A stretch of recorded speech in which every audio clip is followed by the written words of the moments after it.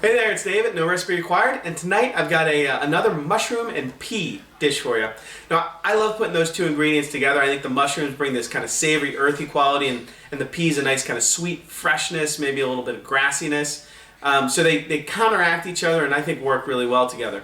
I throw them in all kinds of pastas, from spaghetti to penne. Tonight I'm going to show you how to do a risotto, essentially a risotto with pea and mushrooms. Really simple to do and kind of on the lighter side of some of the other risottos that I tend to see or that I tend to do myself. I absolutely love it. I think you're going to love it.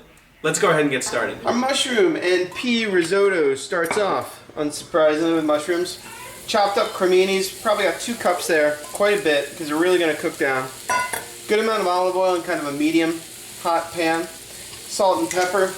And I'm going to cook these down for about 20 minutes or so. I like to get them really cooked down to where they're kind of browned and a little bit chewy. When your mushrooms are nicely browned, have about 5 minutes maybe left to go, I like to add my shallot. That was kind of 1 large shallot, nicely diced up, and then a large garlic clove, also diced, and just let them go for 2 or 3 minutes. You don't really want the shallots or the garlic to brown or burn, so you can turn the heat down. You're just trying to soften those up, and then once they are soft, we're going to remove this, remove everything from the pan, and then come back and start deglazing with our wine and add some other stuff. So I pulled the mushrooms out of the pan. I'm going to add a little bit more olive oil back in, and then add our arborio rice. And I just like to toast the rice in the pan for about 1.5 minutes or so. You just want to get a little bit of that fragrance coming out, and we're going to start hitting it with our white wine. So after 1 minute or so, we're going to add about a cup of white wine. And just deglaze the pan, get up all those yummy bits, and then let the wine reduce until it's almost gone. Then we're going to come back and add some stock. So after the white wine is reduced down, you want to start a process where you continue to add some chicken stock. You just want to kind of cover the rice by a little bit and then stir it in and let that water evaporate. My little daughter's helping me.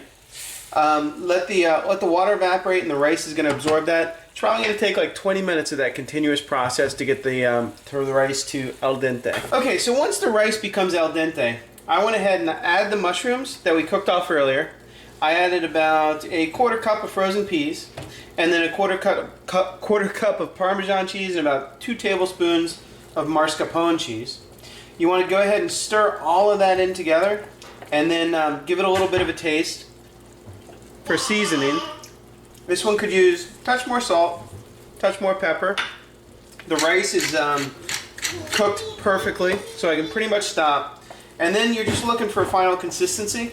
You don't want a gloppy, sticky goo, so anytime you need to thin it out, you can always just add a little bit more of our chicken stock to get the right consistency. Let's go ahead. This is ready to plate up. Okay, so here we've got our mushroom and pea risotto. Like I said, you want to make sure it is not a gloppy mess. It should kind of relax on the plate, not be a big pile of sticky rice, sticky goo. So that's what you're looking for. I hope you enjoyed it, and I'll see you next time on No Recipe Required.